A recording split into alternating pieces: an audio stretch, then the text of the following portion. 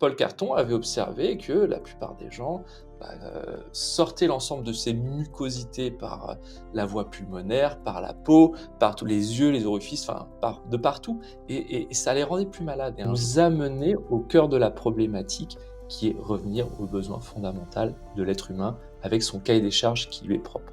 Ça, c'est Robert Masson qui avait donné des définitions bien nettes, qui était connu justement pour tirer où ça fait mal. Pour lui, l'allopathie verte, il appelait ça la naturothérapie. Regarde, mais à mesure qu'il s'est mis à vieillir, il a adapté son alimentation à quelque chose de plus végétalien. On a une bonne partie du système immunitaire dans ce canal lymphatique pour éviter des développements en termes de pathologie. La marche permet d'évacuer du coup un maximum de lymphe.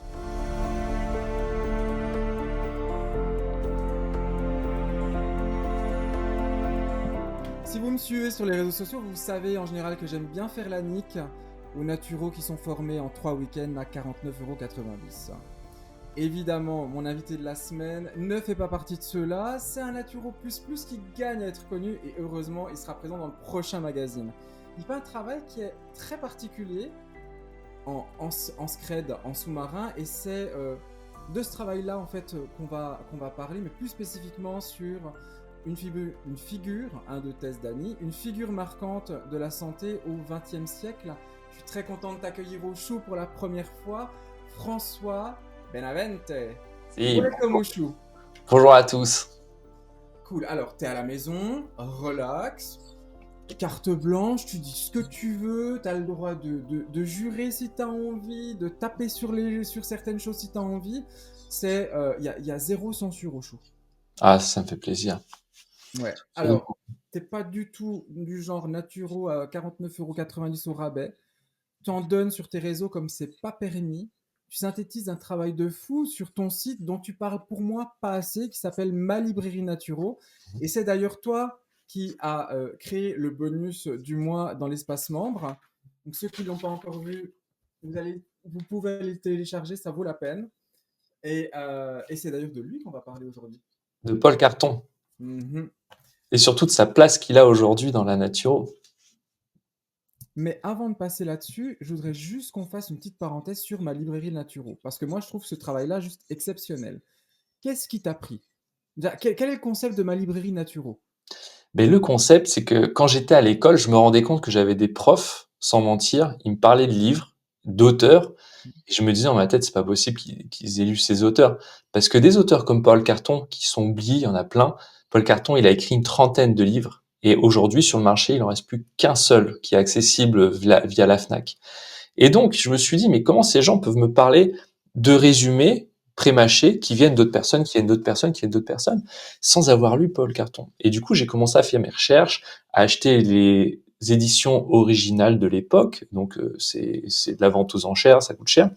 Et je me suis rendu compte que le père de l'hygiénisme français, par exemple, il y en a d'autres, il n'y a pas que lui, mais pour citer lui aujourd'hui, c'était une pépite. C'est normalement censé être la fondation de nos écoles, la fondation de toutes les écoles naturaux parmi d'autres auteurs, et qu'aujourd'hui on parle vaguement qu'un peu de nostalgie, et puis on va résumer leur travail uniquement à la partie bouffe, à la partie ce qu'on doit mettre dans son assiette, alors que il y a tellement une philosophie autour du vitalisme, il y a tellement une profondeur derrière Paul Carton, ça va tellement loin, 33 volumes quand même, c'est pas rien, que je me suis dit, tant pis, je vais refaire un site internet où je vais proposer tous ces perles naturaux qui sont oubliés.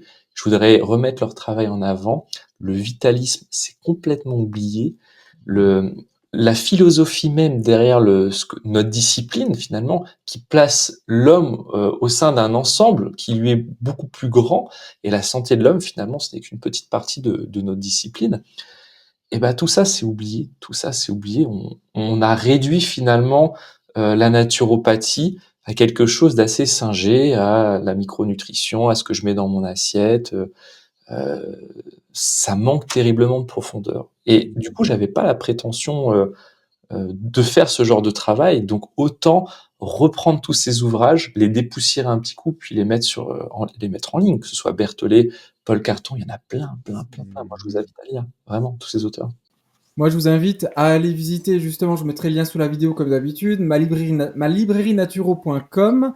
C'est une belle collection d'ouvrages d'un autre temps, mais qui sont totalement actuels. Je sais qu'au CHU, j'ai beaucoup de passionnés de la santé intégrative, de la santé naturelle, de la naturo et de tout ce qui tourne autour, mais que j'ai aussi des infirmiers, des infirmières.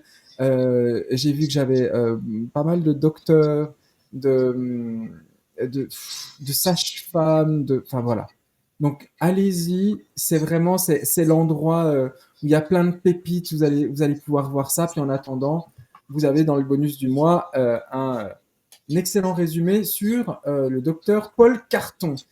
Vous avez compris que je n'avais pas un naturo en carton en face de moi, on a un vrai passionné.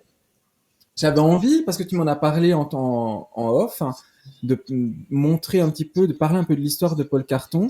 Donc, c'est toi le boss.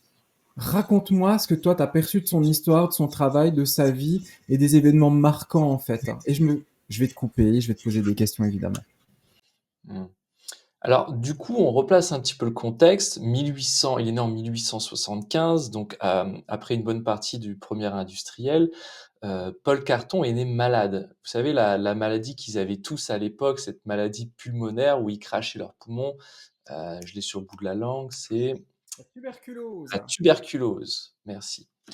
Et en parallèle de tomber malade très jeune, d'avoir vraiment cette cage thoracique rentrée, de devenir tout blanc pâle, de cracher ses poumons, il était dans une sorte de sanatorium, dans une sorte d'endroit où on mettait tous les tuberculeux et en parallèle, il essaie de travailler dans cet hôpital et en parallèle, il essaie aussi d'étudier la médecine. Ça paraît bizarre, il arrivait à faire les 3 en même temps, mais il savait pas s'il allait passer une année après une autre. Il savait pas en fait, de quoi allait ce que lui réservait l'avenir parce qu'il était mourant, vraiment. Et c'était une époque où on gavait les tuberculeux. On les gavait à base de bouillie, de base de céréales, de viande. C'était vraiment du 3 grammes de protéines par poids de corps. On les gavait, gavait, gavait, les mecs. Et du coup, conséquence, Paul Carton avait observé que la plupart des gens, sortaient l'ensemble de ces mucosités par, la voie pulmonaire, par la peau, par tous les yeux, les orifices, enfin, de partout et ça les rendait plus malades et un jour, du coup, il a rien dit à l'équipe médicale, il s'est mis à jeûner. Il s'est mis à jeûner pendant plusieurs jours pour voir. Il s'est dit: «Foutu pour foutu, j'essaye, hein».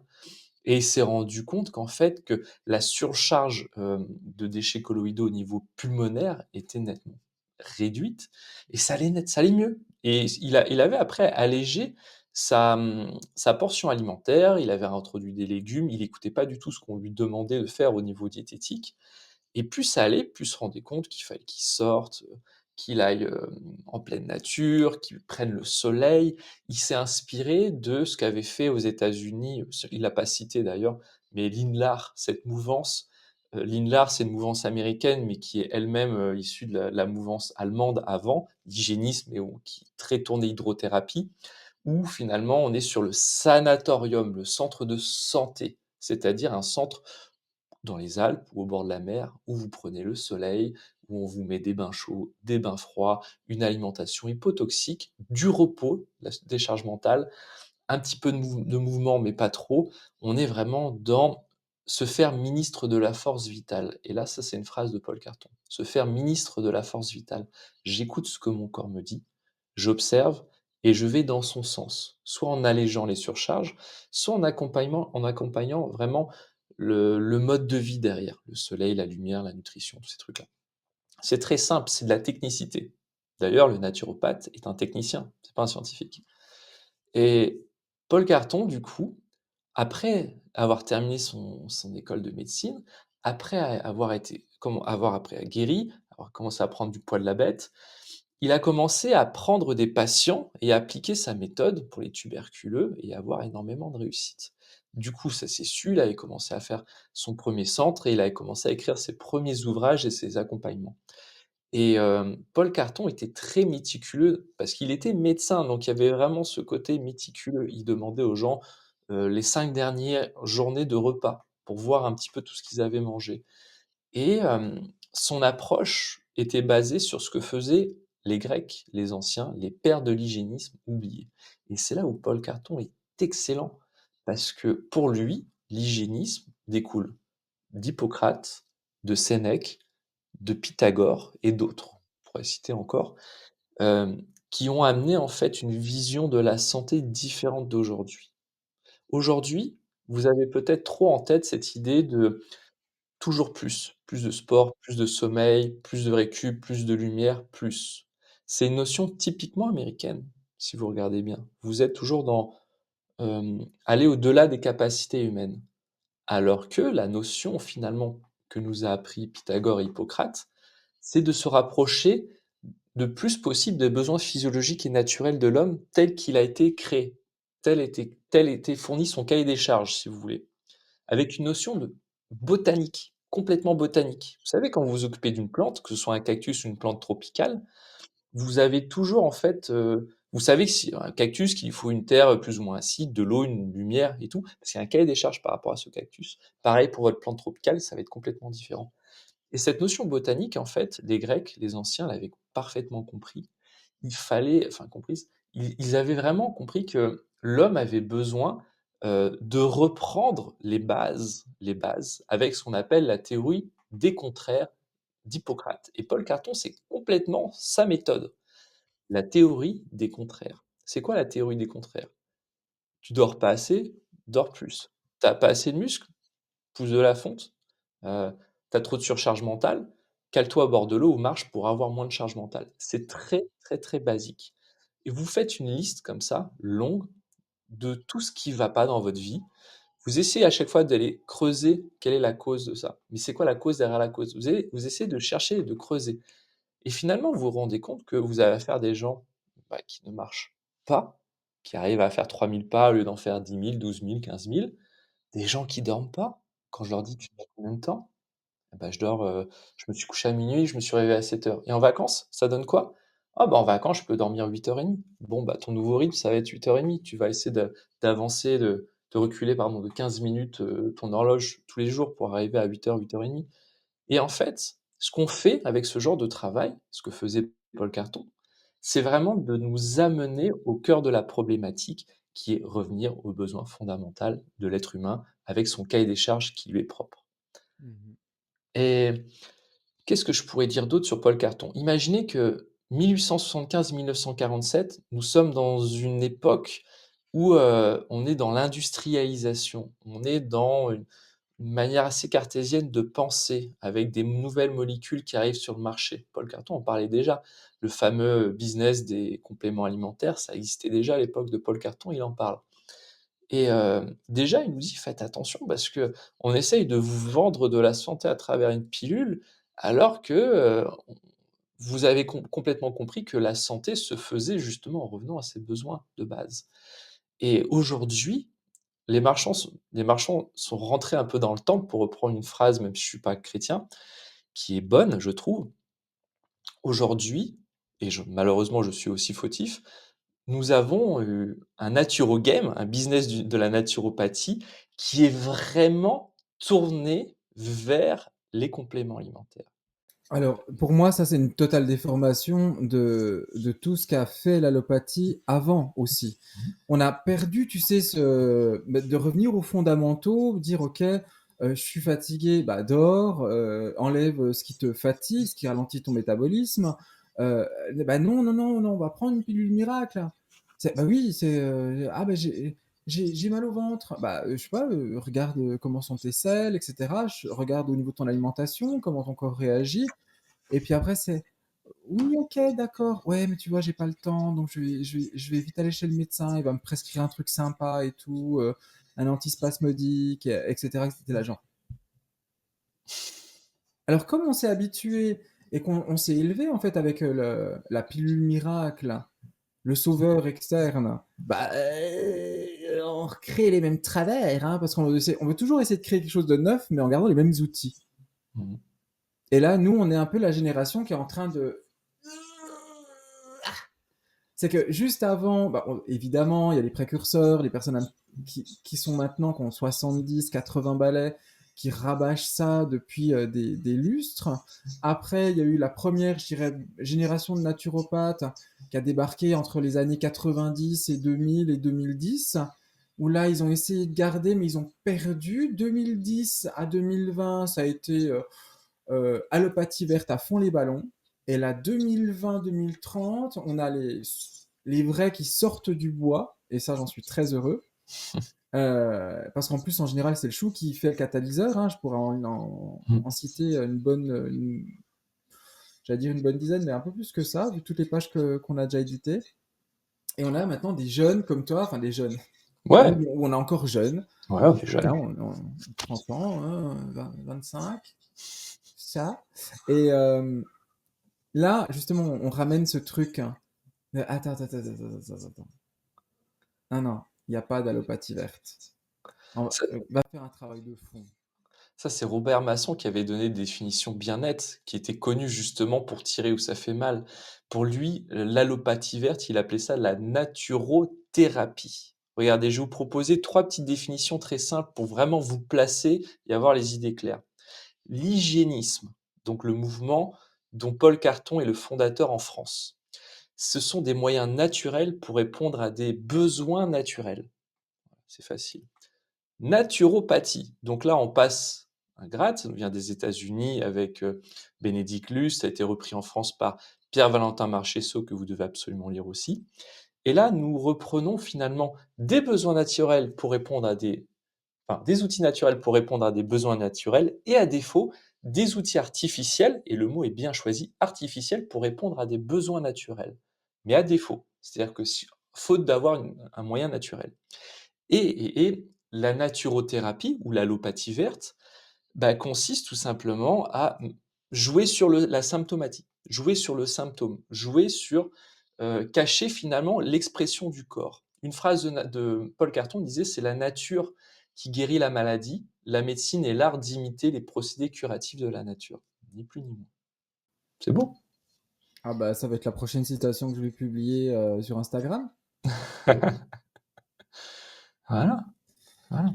Les choses simples. Donc pour en revenir à Paul Carton, il ouvre sa consultation. Tu as aussi dit qu'il ouvrait aussi des centres de remise en forme avec sa méthode.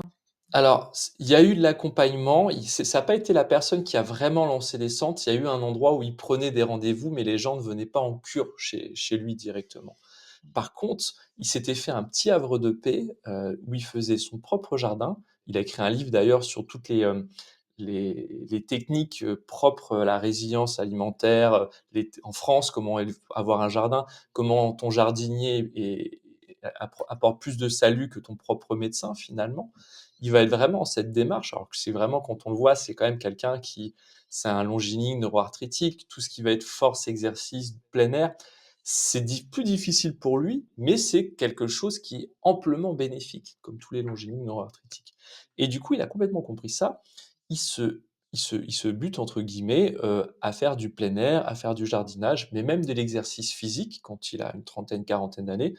Il va être accompagné de gens qui vont faire une partie de leur route avec lui, comme les frères Hébert, avec le hébertisme, où on les voit faire, tu sais, du sport en plein air, du monter à la corde, toujours le corps nu pour essayer de prendre un maximum de soleil. Donc c'est marrant parce qu'on est sur pour moi, la véritable époque des hippies, elle est entre deux guerres. C'est-à-dire les vrais hippies, pour moi, c'est cette génération qui vont à l'encontre de la mouvance industrielle de l'époque, du toujours plus, pour aller en pleine nature. Ils passaient pour des fous à l'époque. C'était vraiment, surtout chez les médecins, ils passaient pour des grands fous. Mais je sais pas si tu as vu, on a interviewé le professeur Grégoire Jauvet. Ah ouais. Ah, bah, lui, c'est le dernier vrai disciple vivant de Marchesso. Et en discutant avec lui, je me souviens plus si on l'avait mis dans la vidéo ou pas. Elle est en accès libre sur YouTube si jamais vous cherchez. Euh, je sais plus si on l'avait gardé dans la vidéo. Mais bref, à un moment donné, il nous avait expliqué justement à quel point il faisait du sport en plein air, etc., etc. Et cetera. Et puis que les gens le regardaient un petit peu de travers, que c'était pas dans sa constitution de base d'être comme ça, mais que pour finir, il faisait du bodybuilding et il était toujours à Pelos. Enfin, en tout cas, en toute petite tenue. Donc, Mhm. si vous cherchez bien, vous avez des jolies photos du professeur Grégoire Jauvet avec les muscles comme ça, tu sais. Et c'était justement un peu dans cette période-là, juste un petit peu après. Et c'est tout à fait vrai. C'est quelque Bah, chose qui m'a relaté plusieurs fois. Parce que sur la bibliothèque, la librairie naturo.com, j'ai mis beaucoup justement de livres qui parlent de fonte. On a les livres de Desbonnet, on a les livres de Georges Rouet, qui était vraiment, une des sources d'inspiration de Pierre-Valentin Marchessault. Mm. Paul Carton était moins dans cette optique-là, parce que c'était une époque où avoir des rondelles de fonte pour faire du sport, il y en avait que dans quelques salles en France, faut le savoir ça. C'est-à-dire que l'époque des bonnets 1910, où il y avait des salles, il y en avait eu une à Lille, il y en avait une ou deux à Paris, mais il y avait des salles où il y avait du grimpé de corde, il y avait des choses qui se faisaient, mais c'était plutôt pour des gens très riches. C'était pas si accessible que ça pour la plupart des gens, faut le savoir. Il y a pas longtemps, j'écoutais un Américain qui disait justement, il n'y a pas de santé parfaite sans fonte. Mhm. Et c'est vrai que même, alors je sais que ça se voit pas comme ça là, mais à un moment donné, pendant quelques années de ma vie, je poussais de la fonte, puis j'avais des gros bras. Et, euh, et c'est vrai que malgré que j'étais pas encore tombé, tu vois, dans l'alimentation vivante, la naturo et compagnie, c'était juste avant ça. C'est vrai que j'étais en pleine forme. Je pensais pas un jour être capable de pouvoir enquiller. Et là, vous allez halluciner. Hein, bon, après, je l'ai payé aussi parce que je me suis pas, voilà, parfaitement écouté. Je bossais 42 heures par semaine dans un poste de direction. Donc, c'est déjà costaud. J'allais 3 à 4 fois par semaine à la salle, 1 à 1h30. Une fois par semaine au yoga. Donc, je faisais du flying yoga, c'était un petit peu plus acrobatique, ça c'était incroyable. Et plus de la course à pied. Et je faisais aussi un diplôme en plus. Jamais j'aurais pensé dans ma vie pouvoir un jour être ce gars multitâche, à être tout le temps à fond. Et c'est vrai que ça arrivait juste, je dirais, au bout de 3 4 mois de salle. Où tout d'un coup, il y a tout qui s'est enchaîné. J'ai commencé à rajouter des trucs, rajouter des trucs, rajouter des trucs, rajouter des trucs. Et je me suis éclaté. Vraiment. Donc, ouais, pensez à la, comment on dit, Aux pilules de fonte. ouais, oui, mais au dépassement de soi, je dirais, sur en tout cas des courtes périodes dans sa semaine, d'avoir un petit peu plus de choses qui. Qui envoie. Ouais. Parce que mine de rien, pour recadrer un petit peu les choses, nous en naturo, on a 10 techniques, dont 4 majeures. Et les 4 majeures, c'est plus de 80% du travail. Vous avez du coup la partie alimentation, que vous connaissez sous le terme de diététique, mais nous en nature, on appelle ça de la bromatologie, c'est-à-dire la partie nutrition et la partie alimentation. La partie diététique, c'est comment vous assemblez votre assiette et avec quoi, comment, ça va être tous les outils diététiques. Et la partie alimentation, c'est concrètement qu'est-ce qui va euh, garnir votre assiette. Vous avez, donc ça c'est la première technique, mais c'est pas la plus haute, si vous voulez, c'est celle qu'on cite en premier, en première. Vous avez aussi tout ce qui va être réathlétisation, donc il y a plusieurs dimensions. La dimension apporter du mouvement, apporter du pump, mais aussi apporter du capital musculaire, car le capital musculaire renferme du capital mitochondrial, ces petites centrales énergétiques qui vous permettent de produire de l'énergie et de potentialiser l'ensemble des fonctions organiques. Une personne qui subit une opération lourde, suivant son capital musculaire, n'a pas les mêmes probabilités de survie, ça faut le savoir. La musculation, on le fait avant tout pour de la santé et surtout pour être là pour les autres. To be harder to kill. J'aime bien cette phrase américaine, devenir plus difficile à tuer. C'est ça, c'est une autre dimension de la santé que j'aime bien aussi. Et les autres techniques, après, je vais pas trop m'attarder. Il y a la partie santé mentale et il y a la partie hydrothérapie qui est extrêmement importante. Et en fait, toutes ces techniques majeures nous permettent d'aller directement sur le cadre qui vont après amener aux causes. Par exemple, ma cause, j'ai une anémie. Mais quel est le cadre plus large derrière l'anémie? Bah, l'inflammation, par exemple, c'est une des causes. Derrière cette inflammation, qu'est-ce que j'ai? Bah, l'ensemble de mon tractus digestif, c'est-à-dire ce que je mastique, qu'est-ce que j'associe dans mon assiette. Donc on revient finalement à mes cas techniques. Mon diaphragme, est-ce que mon diaphragme va être suffisamment fort pour potentialiser ma fonction hépatique avec cette production de bile qui va venir alcaliniser le bol alimentaire, potentialiser la digestion avec les enzymes. Il y a plein de questions à poser. Et en fait, nous, avec nos techniques, on est au-delà du cadre des causes qui, pour vous, sont à l'inflammation, ces causes où vous ne voyez finalement que le bout du nez. Paul Carton disait: «À force de zoomer sur une égratignure du doigt, on ne voit plus la main qui gangrène». Voilà, et c'est un petit peu le concept de l'hygiénisme. Mmh. Et la naturopathie permet, contrairement à l'hygiénisme, d'apporter des solutions tant bien que mal, parce qu'on ne peut pas aller tous vivre dans la forêt, j'ai envie de dire. Là, par exemple, je vous donne un exemple simple. Là, j'ai une ampoule de luminothérapie juste là, qui représente un peu le photo la luminosité, le spectre lumineux de ce que j'aurais en plein été pour ma chronobiologie. J'ai un tapis de remise à la terre sur ma souris. J'essaie d'adapter tant bien que mal des outils artificiels pour répondre à des besoins naturels. La musculation est un outil artificiel, mais on aime. Oui, parce qu'avant justement c'était fait naturellement avec le travail au champ, aller même, aider le voisin pour porter ses ballots de paille, voilà.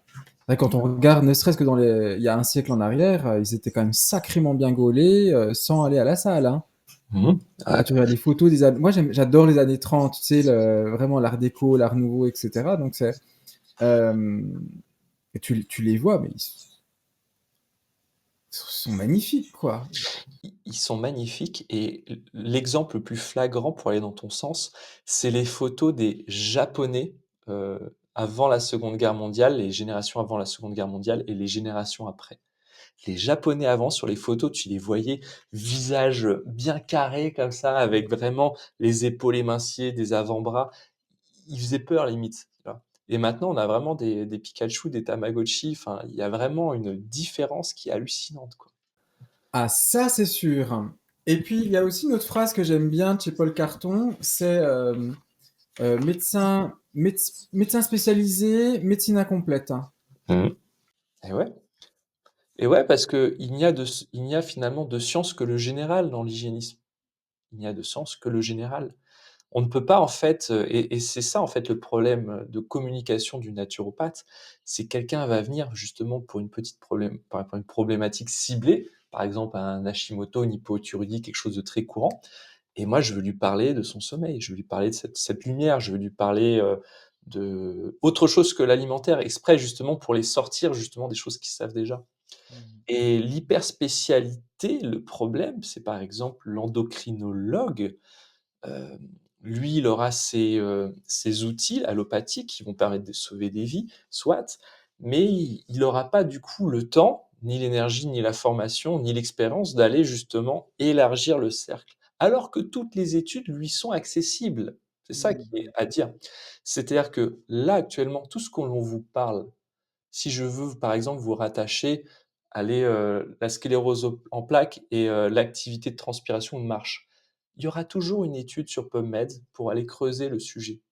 Tout a été étudié.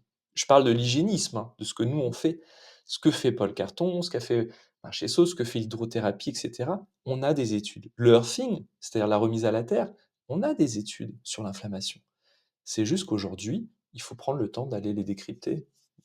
Moi, je le fais personnellement. Dès que j'ai une question, je le fais. Bah, Mais c'est un peu le rôle du chou aussi, hein, c'est la mission qu'on a, c'est de faire le lien, d'ouvrir des portes, d'ouvrir des réflexions, d'essayer de répondre à certaines questions, en tout cas d'attiser la curiosité pour aller voir plus loin et pas se cantonner à ce qu'on nous dit de faire ou ce qu'on nous dit pas, quoi. On se dit, ouais, mais, ouais, si c'était si important que ça, on se saurait. Bah non. Ça dépend, comme d'habitude, hein, qui a pa des intérêts dans le game ou pas. par exemple, Paul Carton, ça a été le premier à critiquer la théorie des calories. Ça a été le premier à dire: «Écoutez les gars, un peu d'histoire, la calorie, c'était inventé pour les locomotives, par Atwater, pour savoir à combien de monter 1 degré 1 litre d'eau. Est-ce que la machine humaine fonctionne comme ça?» Et du coup, il a développé sa théorie du transformateur organique où en fait, il montre que, il y a vraiment 3 étapes, l'apport d'énergie, comment cette énergie est transformée et comment elle quitte le corps et comment un petit peu interpréter, les différentes étapes dans notre, mode de vie. Comment finalement chaque digestion est un combat et comment la théorie des calories est un outil, soit, qui est à prendre un petit peu en compte, mais qui est complètement imparfait par rapport à la machine humaine. Et alors que, à l'heure actuelle encore, on n'est pas au fait dans les écoles de médecine, de nutrition sur les calories, hein. Mmh. Moi, j'ai bataillé là avec un hôpital à cause de ça. C'était hallucinant. Mais tu parles de digestion. Bah, Paul Carton dit que c'est un peu, c'est comme un combat. C'est même une des pierres angulaires de son travail. Mais qu'est-ce qu'il bouffe?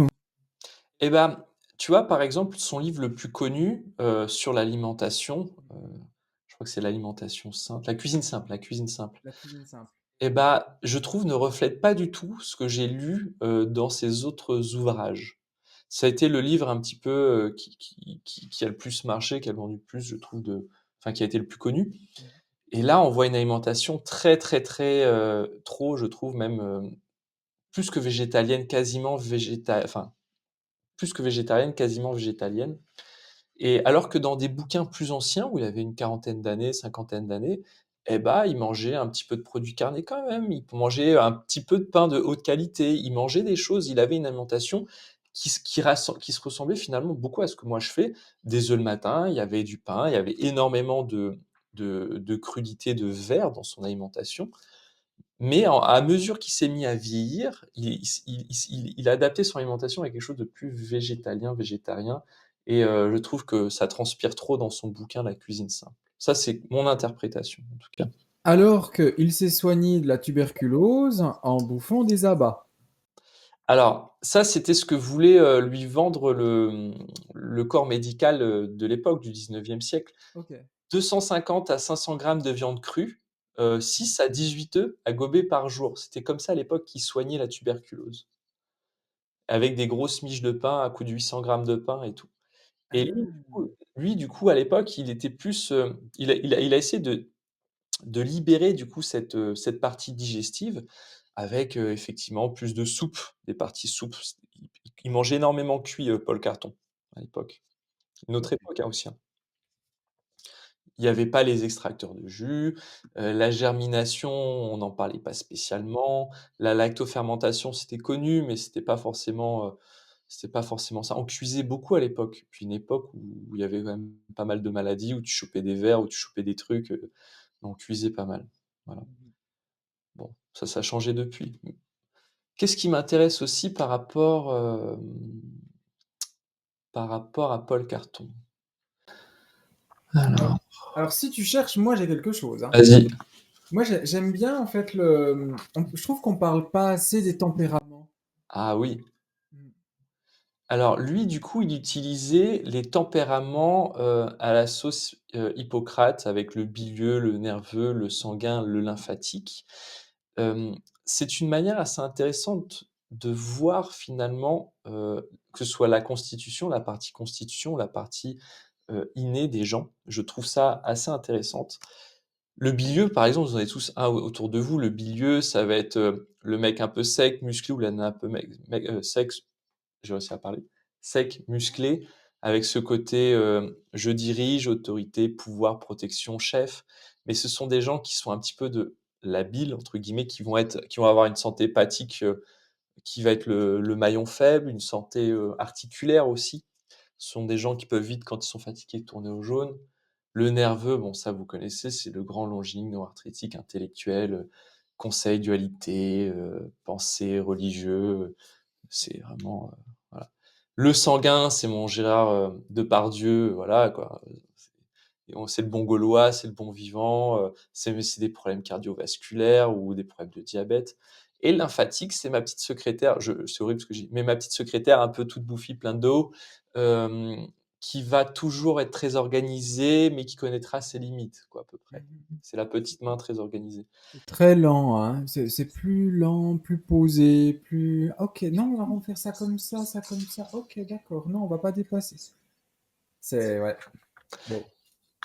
Du coup, sur le bilieu, tout simplement, il lui demandait de ralentir la surcharge hépatique. Sur le nerveux, on était plutôt sur de la musculation et puis du vivant et puis, de quoi se remplumer un petit peu.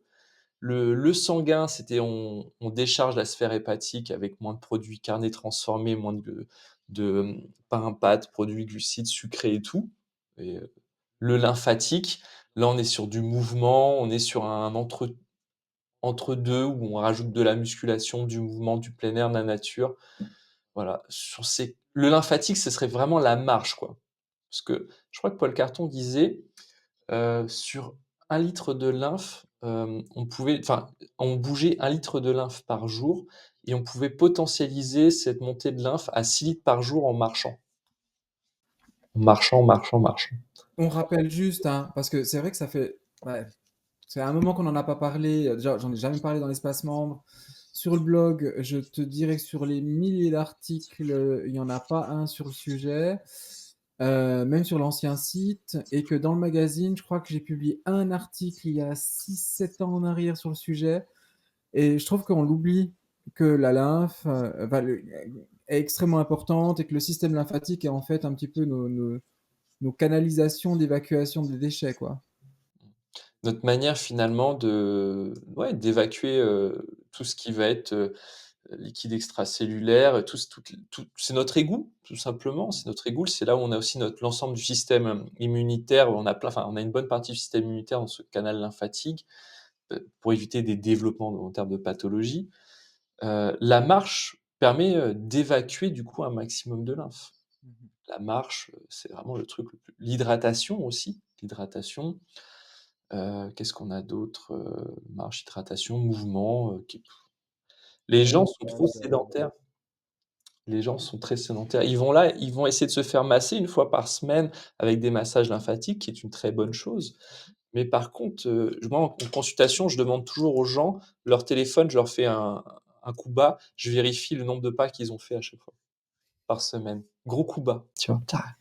ah oui, tiens, là, tu peux pas me mentir parce que je sais que tu l'as dans la pocket en permanence. Donc, même si tu n'as pas de montre connectée, on va savoir combien tu bouges. Mmh et Et tu vois? après, on voit qu'un système lymphatique est un petit peu engorgé. Alors, moi j'aime bien un petit test assez simple, qui consiste à appuyer sur le mollet. On est assis, on a les gastronémiens, donc la grosse boule là qui est en haut et on appuie dessus et on retire comme ça et il y a une trace blanche et du coup, il y a l'ensemble des liquides, tu vois, qui vont, suivant le retour de pression, s'exprimer.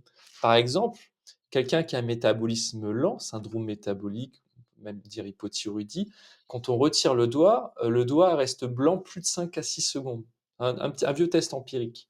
Par contre, si j'ai quelqu'un qui aura juste tout simplement une mauvaise balance sodium-potassium, qui mangera pas assez de légumes, potassium ou qui aura trop de plats transformés salés avec le sodium, là, on aura une marque blanche qui va bien se marquer, une belle rétention d'eau, mais elle partira qu'au bout de 5 secondes. Bah, tu vois, celle-ci, je la connaissais pas. Non, monsieur. Comment vous voulez que je me lasse, moi, de ce que je fais? J'en apprends tous les jours. Je veux dire, c'est. Attends, moi j'en ai plein des comme ça si tu veux. Non, alors, t'as le choix. Soit on continue Paul Carton, soit tu reviens, ou alors on reste toute la journée ensemble et puis on fait la totale, hein. Mmh. Je pense que là, on va essayer de rester sur Paul Carton, puis on se fera un tome 2 sur d'autres sujets parce qu'il y a tellement Sage décision, tu sais, tu.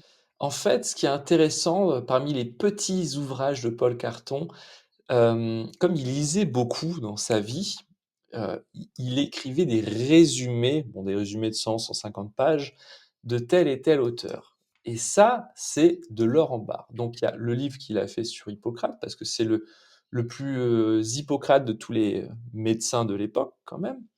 Il en a fait un excellent aussi sur, Pythagore, parce que Pythagore, parmi les pères de la naturo, on n'en parle pas assez, pas Bah non, assez. il faisait des triangles. Il fait des triangles.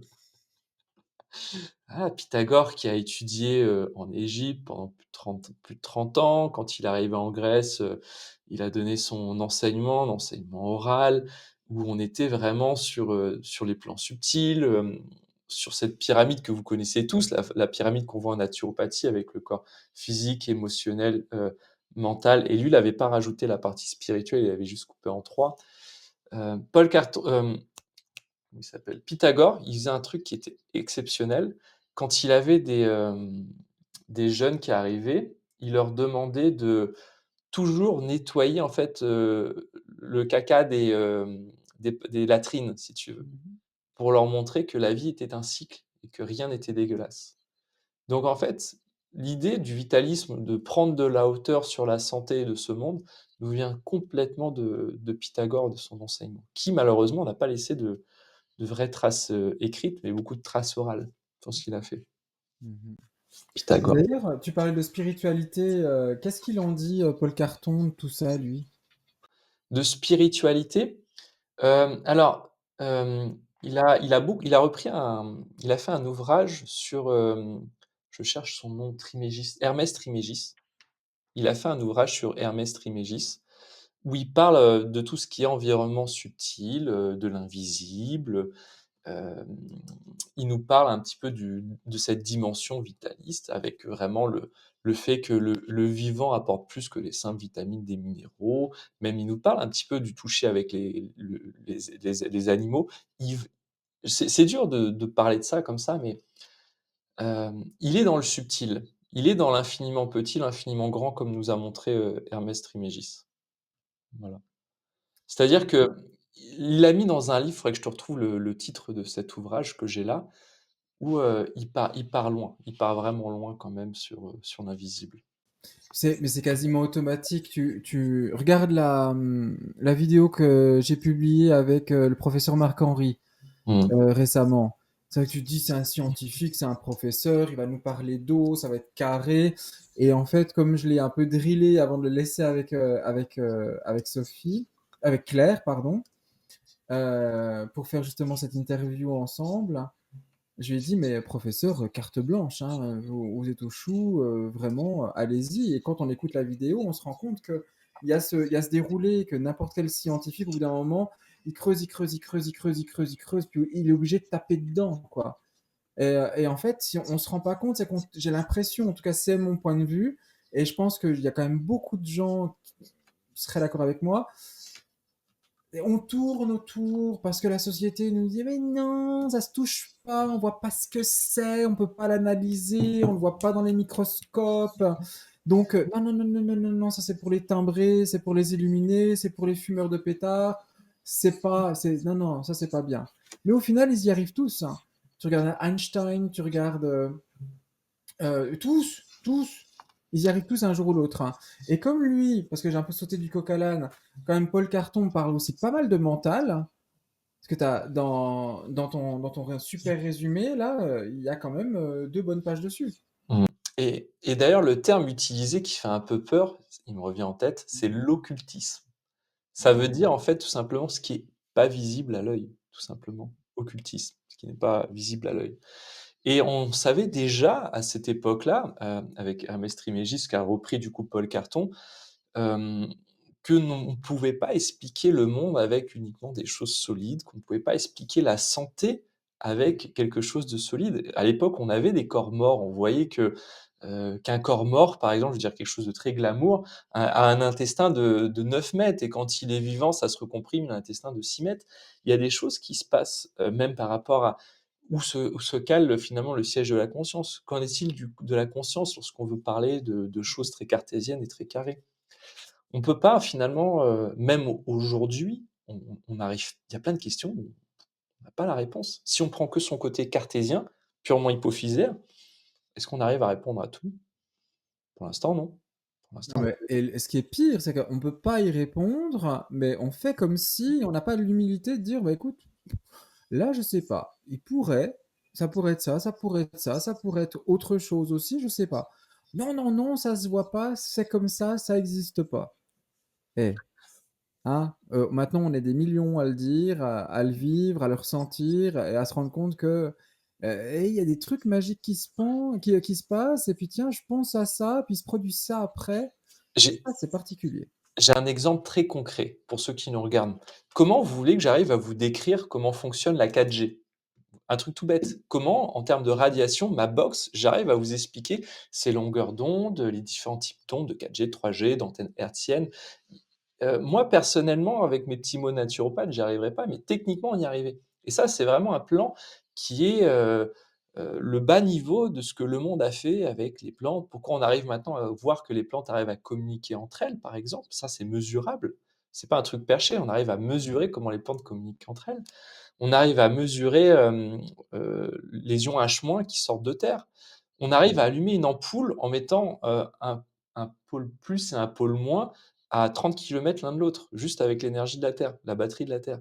Comment vous arrivez à, finalement, à décrire ça, si vous n'avez pas justement cet esprit un peu farfelu que nous on a, cette ouverture d'esprit qui nous amène à voir le monde avec un regard beaucoup plus ouvert? Mmh. Si on avait à garder, quelques trucs du docteur Paul Carton, ça serait lesquels? Alors, ce serait le côté chaque digestion est un combat, c'est-à-dire, je mange, j'observe, je regarde mon biofeedback, c'est-à-dire ce que mon corps m'a dit, si mon ventre a gonflé, la partie haute du ventre, la partie basse. Partie haute du ventre, c'est par exemple, est-ce que, j'ai suffisamment de bile? Ma digestion. Partie basse, est-ce que je suis pas en dysbiose? La couleur de ma peau, mes cernes, mon haleine, la qualité de mon énergie, de mon sommeil, ça c'est le biofeedback. Être vraiment en permanence à essayer d'écouter votre corps. Ça va être un des conseils numéro un. Numéro 2, la alors ça c'est la diététique, la simplification de votre assiette. Voilà.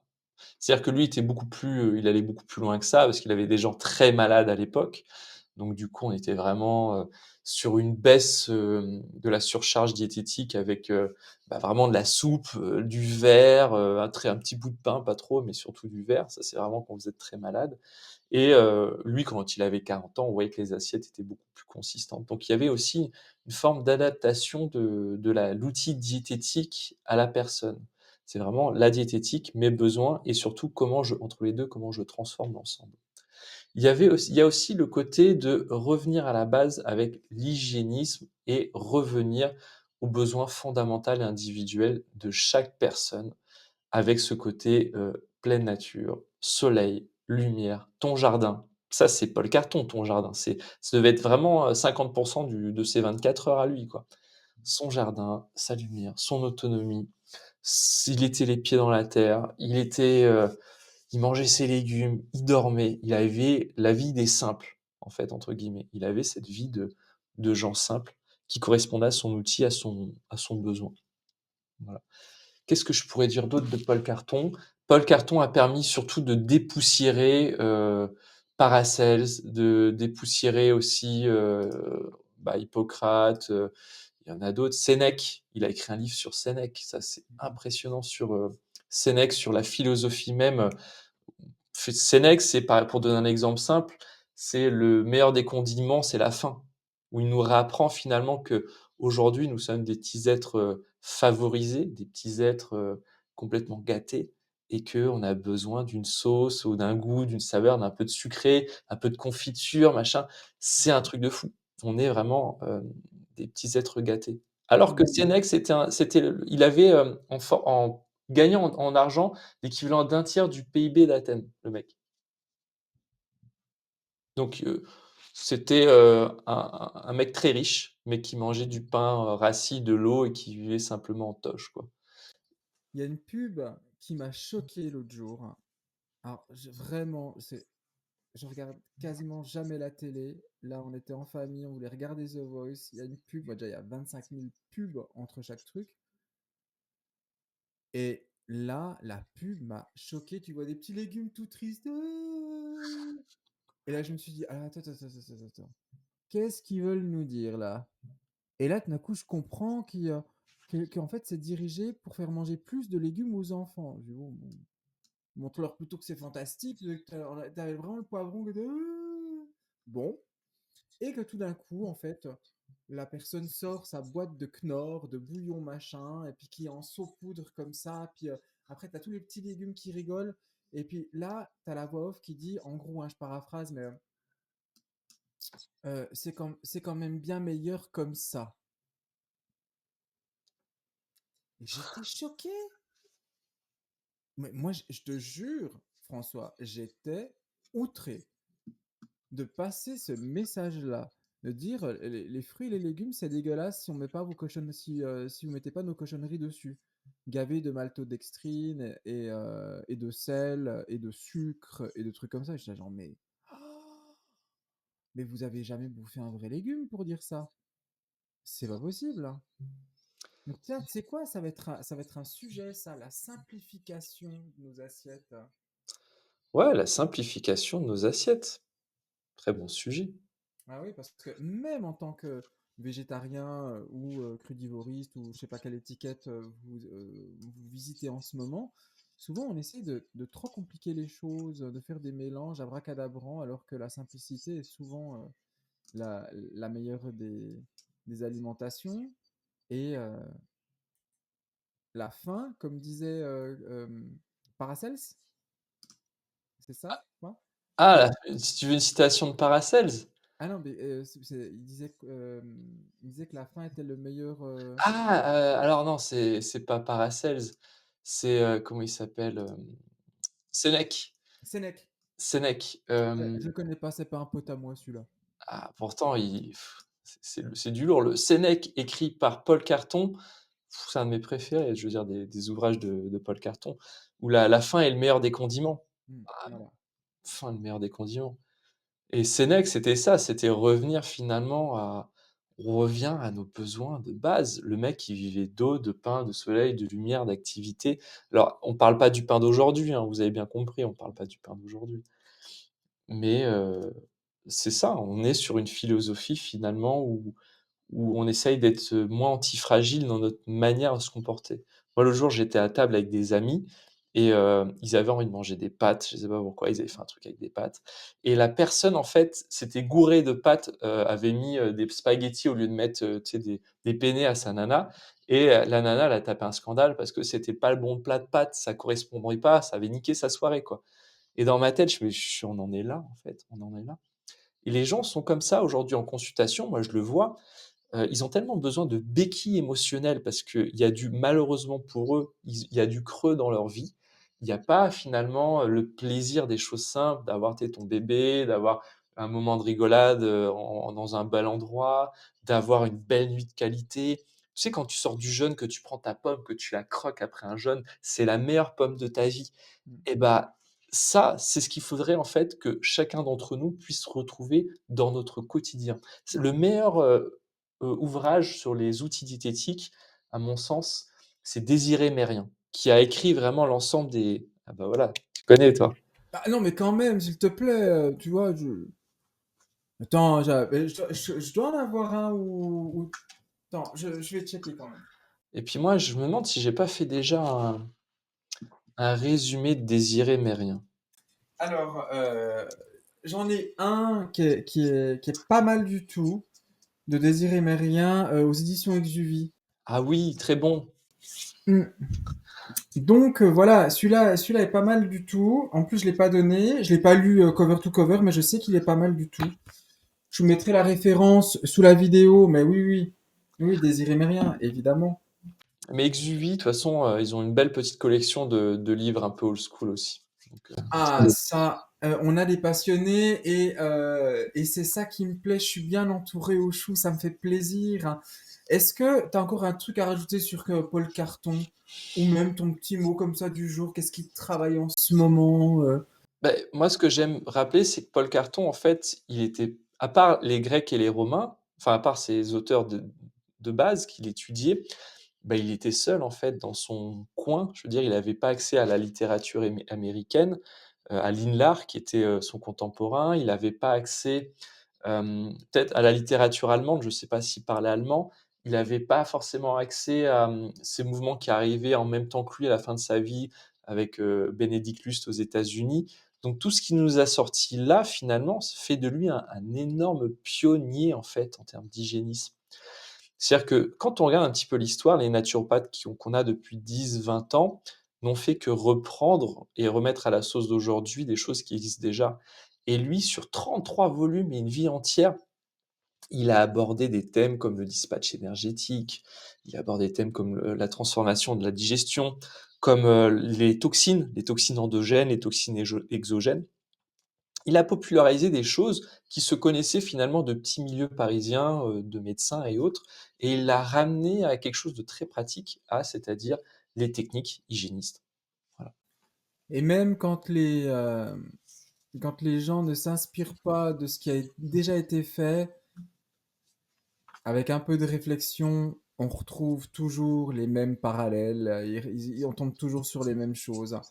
Et c'est ça qui est magique. Donc peut-être qu'en fait, on aurait pu simplement continuer à éditer Paul Carton. Bah, c'est ce que j'essaye de faire avec mes petits bras. Avec tes petits bras, tes plus gros bras que moi. Hein, on les a vus en story, hein, il y a pas longtemps, quand tu es allé chez les Allemands. Hein. Celui-là, là. Je ne te montre pas les miens parce que le seul poids que je soulève est ma souris. Voilà. Donc c'est comme ça. Mon invité de la semaine n'était pas en carton. Vous avez le PDF qui vous a offert dans l'espace membre. François, tu continues sur tes réseaux sociaux parce que c'est juste une perle. Allez le suivre sur Instagram. Pour sa librairie, ma librairie Naturo, allez checker. Il y a des petites perles comme ça qui se cachent. Je vais essayer de lui en extirper durant le reste de l'année, encore peut-être en bonus. Donc voilà, je promis, mais je crois qu'il va falloir que je travaille, que je donne encore un peu de ma personne pour qu'il me lâche vraiment les gros PDF, les gros bouquins qu'il a renumérisés ou numérisés pour certains. Prenez grand soin de vous. Si vous voulez voir un petit peu plus aussi de François Auchou, il sera dans le prochain magazine sur lequel on travaille. Hein, et je te laisse le mot de la fin. Bon, merci à tous en tout cas, merci Auchou, merci à Dany, c'est vraiment un plaisir. Je vous invite vraiment en fait à faire la part des choses, d'utiliser un esprit critique sur la santé, l'hygiène de vie et de faire en sorte finalement que malgré les publications commerciales, que l'hygiénisme, la naturopathie, toute la santé naturelle persiste et reprenne justement son essor avec notre génération. Voilà. Faites partie de cette mouvance, s'il vous plaît. Ne critiquez pas toute cette sphère naturo qui va mettre des compléments alimentaires parce qu'ils ont aussi besoin de vivre et que bon, derrière, il y a quand même un peu de publications sympas.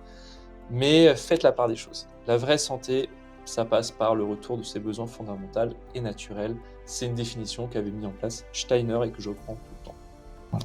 Et oui, et Steiner, ouais, j'avais fait un article sur lui il y a déjà bien longtemps aussi. Enfin bref, mais ces petites béquilles, ces compléments alimentaires peuvent quand même aussi vous apporter quelque chose momentanément. Soyons doux avec nous tous hein, et allons de l'avant sans se prendre le chou. Je vous dis à la semaine prochaine. Merci François. Merci. Si on fait ça, on a déjà fait un gros morceau du chemin et ça change déjà beaucoup de choses. Birthright for all people to be happy, strong and healthy. La santé, si on devrait la définir en tant que telle, c'est être adaptable. Toutes nos maladies sont le résultat de nos habitudes de vie. On a oublié qu'à l'autre bout, il y a un consommateur. Quand on voit les informations, bien sûr qu'il y a des trucs horribles, il y a toujours eu des trucs horribles, sauf que maintenant on les voit. Ça veut dire qu'aujourd'hui, on partage le stress du monde entier. Comment voulez-vous qu'on s'en remette ?